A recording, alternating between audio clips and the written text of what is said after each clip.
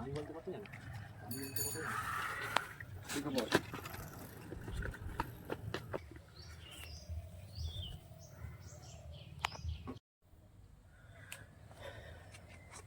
ও দাদা, কি করলেন এটা? দেখতে পাচ্ছেন এখানে কি লেখা আছে?